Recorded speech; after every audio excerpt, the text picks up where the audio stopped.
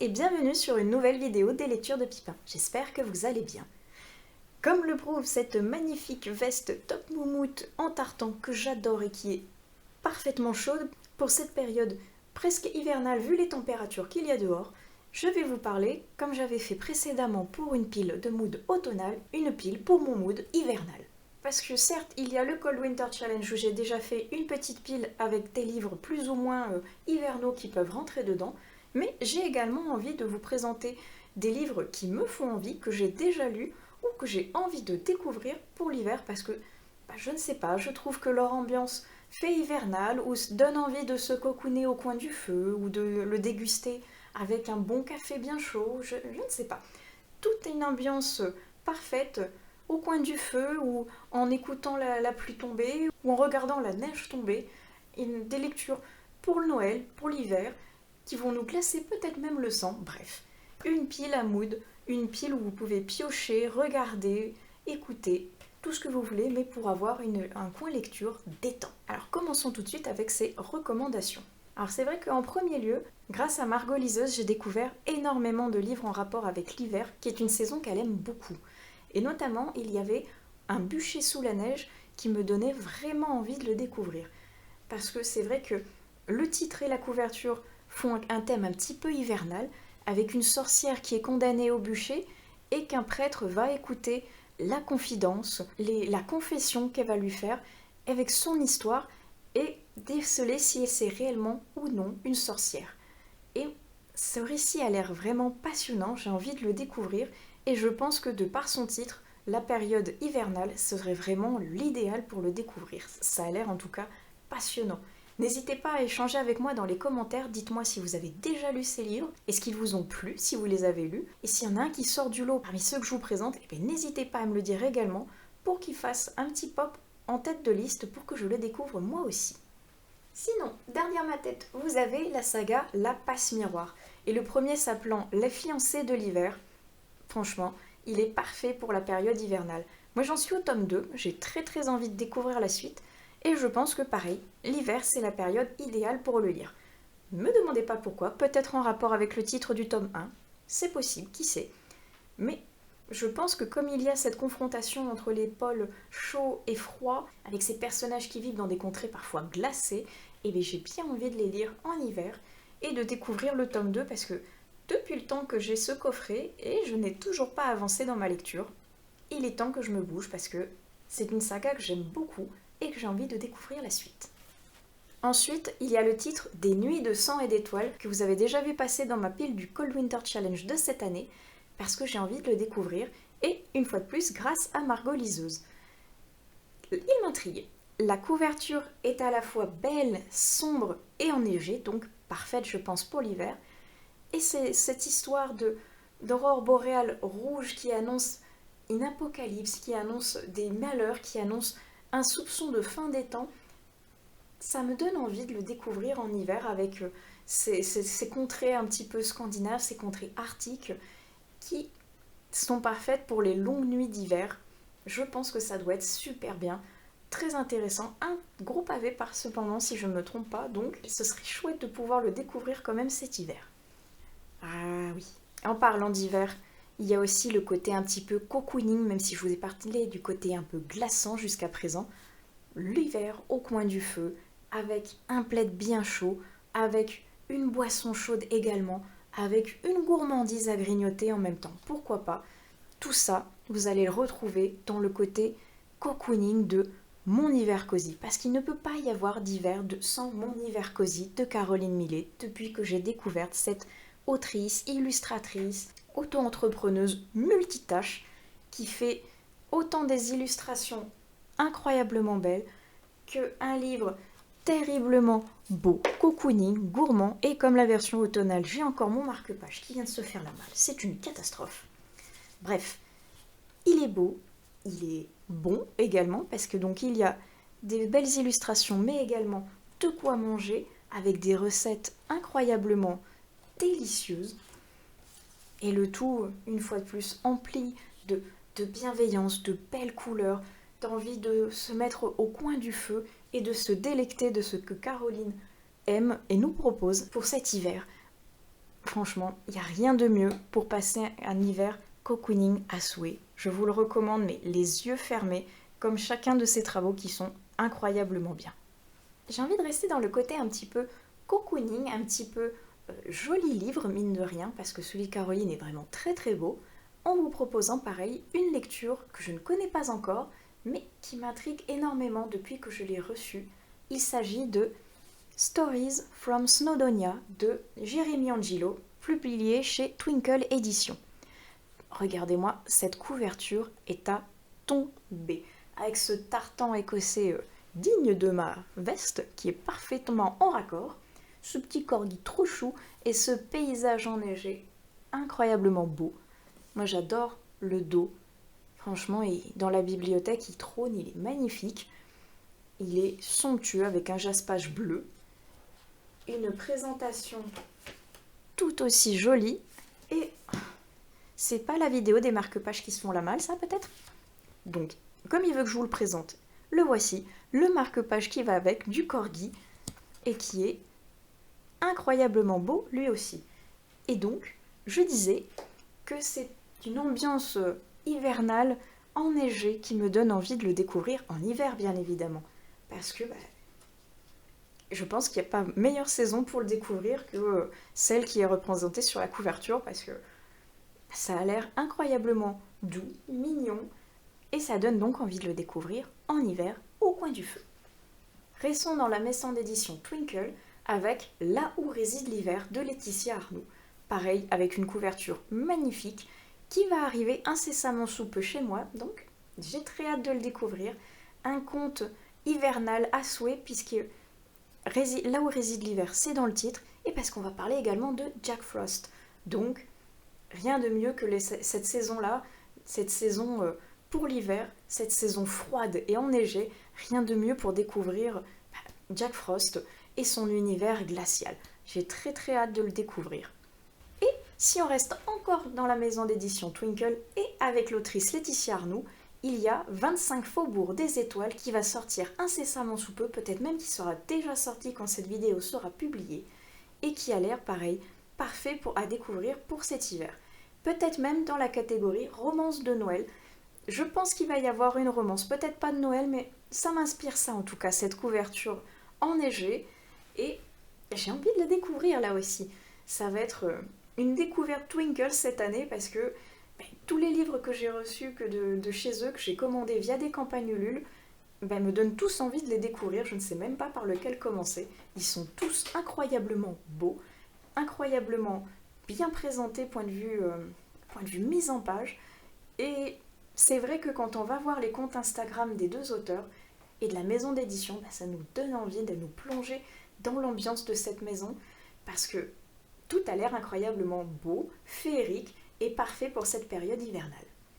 Dans une ambiance toujours hivernale, un peu plus noëlesque, j'ai bien envie de lire Les Lettres Père Noël de Tolkien, parce que si c'est vrai que je suis une fan incontestée du Seigneur des Anneaux, eh bien honte à moi, je n'ai pas lu ces Lettres du Père Noël, qui pourtant est un classique que l'on retrouve chaque année dans toutes les vidéos de pile à lire qui vont passer pendant l'hiver sur YouTube ou Bookstagram. Donc, peut-être que c'est l'année pour le découvrir, je ne sais pas, mais en tout cas, cette période est idéale pour le découvrir. Plus la date de Noël approche, et mieux c'est pour le lire, j'ai l'impression. Donc, j'aimerais bien le découvrir parce que il a l'air très sympa et parfait, une fois de plus, pour cette période hivernale et même noëlesque.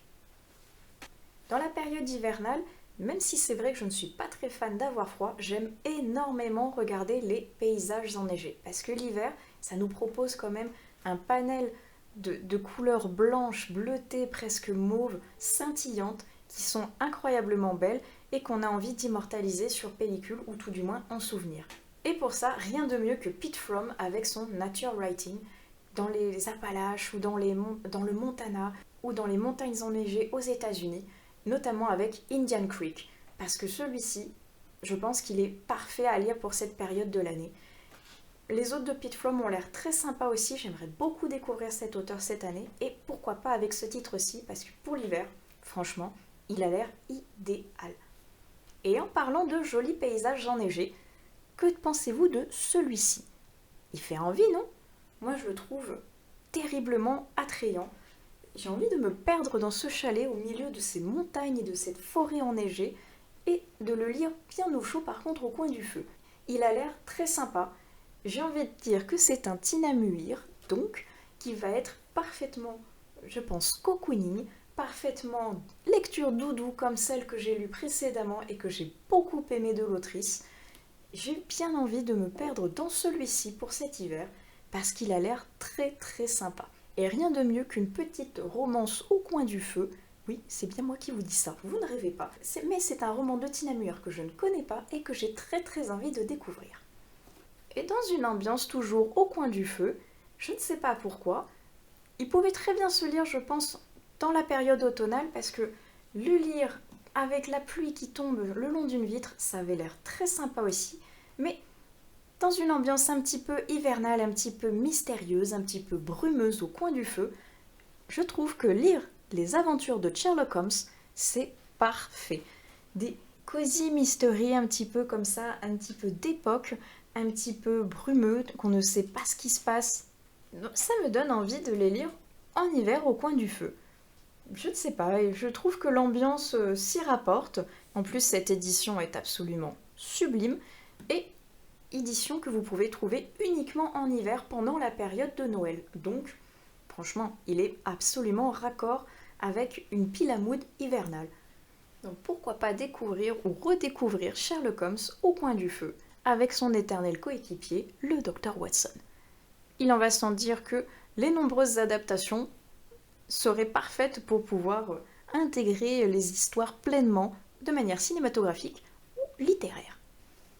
Et si on rentre dans l'ambiance un petit peu plus froide, un petit peu plus glaçante même, de ce côté hivernal, c'est bien pour lire des thrillers. Et oui, je ne pouvais pas faire une vidéo sans vous proposer des thrillers, c'est impossible.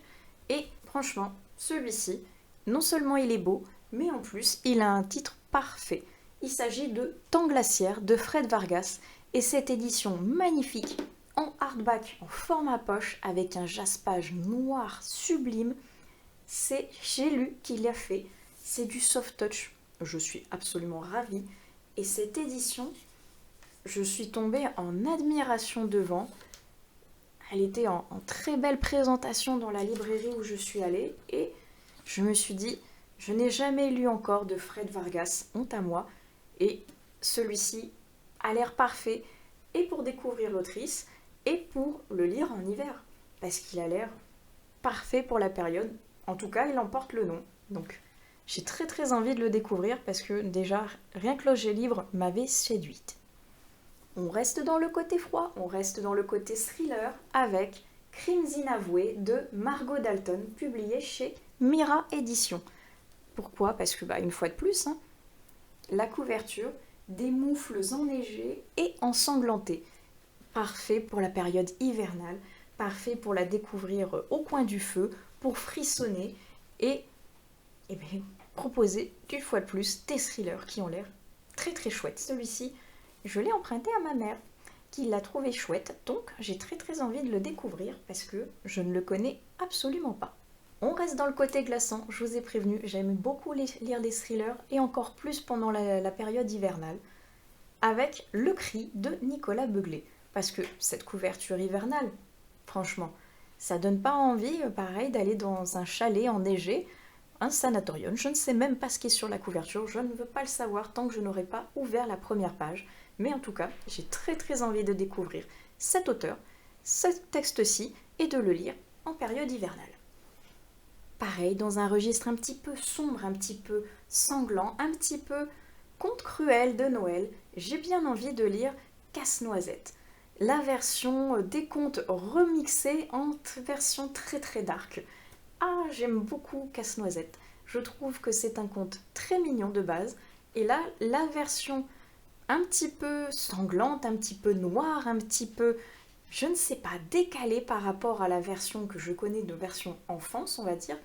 Et cette couverture glacée, ça a l'air incroyable à lire en période hivernale, quand la nuit est tombée, quand il y a du froid dehors, le vent glacé, peut-être même de la neige, ça a l'air incroyablement chouette.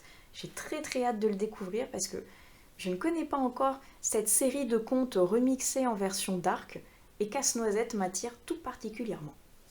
Je viens de démolir la déco derrière ma tête, mais c'est pas grave, il fallait absolument que je vous montre une série et un autre livre, un one-shot, qui sont parfaits pour cette période.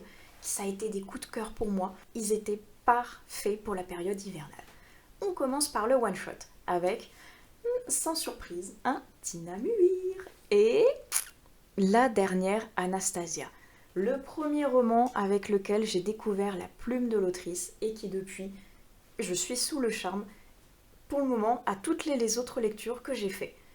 Donc, peut-être qu'avec Cœur solitaire en péril, on va renouveler l'opération et on va retourner dans ce cocooning que j'aime tant, de cette plume tellement agréable qui nous plonge dans une ambiance directe qui est, en tout cas pour celui-ci, parfaite pour l'hiver. Parce qu'on est dans la froide Russie avec le destin d'une jeune femme qui est lié à celui des Romanov et avec un côté mystique, une Baba Yaga féroce et en même temps terriblement attachante. Ah, lisez la dernière Anastasia et en plus il est en soft touch. Et parce que c'est du Tinamuir. Et donc, voilà. C'est donc tout ce que je peux dire. Lisez-le. Et j'ai très donc hâte de découvrir Cœur solitaire en péril que je vois juste à côté dans la pile que je vous ai présentée à l'instant. Ça, c'est pareil, parfait pour la période hivernale. Et celui-ci en un peu plus sombre, je pense. Passons maintenant à la série de Catherine Arden. Regardez, est-ce que les couvertures ne sont pas pareilles, parfaites pour la saison hivernale? Celui-ci, c'est le premier tome, L'ours et le rossignol. C'est publié chez De Noël Éditions dans la catégorie Lune d'encre. Celui-ci, premier tome, énorme coup de cœur. C'était le début d'une fabuleuse saga. Saga qui continue avec le tome 2, La fille dans la tour. Pareil, avec une couverture tout aussi hivernale et magnifique. Et qui se termine en beauté avec le troisième et dernier tome, L'hiver de la sorcière. Donc, les trois sont parfaits pour lire en hiver.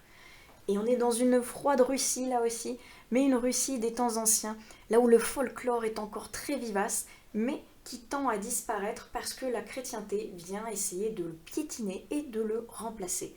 Mais les créatures folkloriques ne l'entendent pas de cette oreille. Et c'est une saga tellement belle, tellement bien écrite, tellement merveilleuse. Je n'ai pas lu tout le côté jeunesse que Catherine Arden a écrit, mais c'est pareil, je crois qu'il y a un des tomes qui se passe en hiver, donc qui serait très intéressant de découvrir également. Si vous ne voulez pas un côté trop adulte, elle fait aussi du côté jeunesse qui a l'air bien sympa, mais lui, je ne l'ai pas découvert encore. Je pourrais vous en proposer tellement d'autres. Dans les thrillers, déjà, tous ceux qui ont un côté avec un côté un petit peu hivernal ou sombre, avec une couverture sous la neige ou avec un titre qui rappelle un petit peu l'hiver ou le côté un peu glaçant. Je pense à Maxime Chatham avec cette couverture, surtout la version poche avec ce chalet un petit peu perdu dans la brume qui nous donne envie de le lire en hiver, en tout cas pour moi. C'était pas mal, mais pas le meilleur Chatham, je pense. Il y a, je pense à Joe Ionesbo, je ne sais toujours pas comment ça se prononce, avec Le Bonhomme de Neige, qui a été également adapté en version film, que je n'ai pas encore vu. Je serais curieuse de voir ce que ça donne, mais pareil, parfait pour la période hivernale. Je pense notamment à Franck Tillier avec Atomka qui se passe en Ukraine pendant la saison froide. Vraiment, il y a tellement de thrillers qui peuvent jouer le jeu. Je pense à du Stephen King, bien évidemment, avec le Maine enneigé qui est absolument terrifiant et parfait pour la période et se faire peur. Et sinon, le côté hivernal qu'il y a sur les couvertures ou dans les titres n'est pas exclusif aux thrillers. Et il peut y en avoir dans tous les styles. Dans le fantastique, on en retrouve énormément.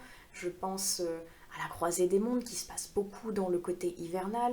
Au monde de Narnia, c'est pareil avec ce côté hiver que l'on retrouve avec la reine. Il y a, on va dire, toute la partie un petit peu Harry Potter qui fait un petit peu festif et magique pour la période de Noël. Je pense au Clan des Autori avec le deuxième tome qui s'appelle Les Neiges de l'Exil et la couverture est enneigée. Bref, je pense que le côté fantastique, on peut retrouver énormément de titres qui peuvent aller dedans et nous faire plaisir, nous faire voyager, découvrir, retomber en enfance. La période hivernale, proche de Noël en plus, est vraiment parfaite pour pouvoir avoir ce panel d'émotions entre le frisson, entre la gourmandise, le délice, le cocooning, bref. L'hiver, c'est fait pour être au chaud et en profiter pour lire autant que l'on veut. C'est sans compter bien évidemment tout ce qui est romance de Noël qui sera parfaite pour la période de décembre et la période donc hivernale une fois de plus. Je ne saurais pas vous en conseiller parce que ce n'est donc pas tout à fait le style de lecture que j'ai l'habitude de lire, mais pareil, point de vue téléfilm de Noël et romance de Noël, je pense que vous en avez à foison, vous pouvez en choisir plein.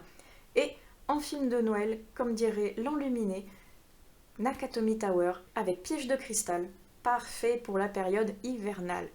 Ipikai. Si vous ne l'avez pas vu, foncez, qu'attendez-vous? Cette saga est incroyable. Die Hard, si vous ne connaissez pas le nom de la saga d'ailleurs. Bref, je pourrais vous proposer encore plein de titres à regarder, à lire, à même à écouter si vous aimez les audiobooks. Bref, faites-vous plaisir. Le but de cette vidéo, c'est vraiment de piocher à droite à gauche des idées. N'hésitez pas d'ailleurs à utiliser les commentaires pour me recommander des lectures que vous aimez lire en hiver ou qui vous font penser à cette période froide que vous avez envie de lire pour vous faire peur ou pour être en mode cocooning au coin du feu. Racontez-moi tout dans les commentaires, que je puisse agrémenter ma palle, que je puisse la faire grandir et évoluer grâce à vos propositions. En attendant, je vais arrêter ici. J'espère que cette vidéo vous aura plu. Je cherche déjà des idées pour une période un peu plus printanière pour vous faire une autre vidéo de ce style. En attendant, j'espère que celle-ci vous aura plu. Je vous laisse ici et je vous souhaite d'agréables lectures et à plus tard sur une autre vidéo des lectures de Pipin. Allez, ciao!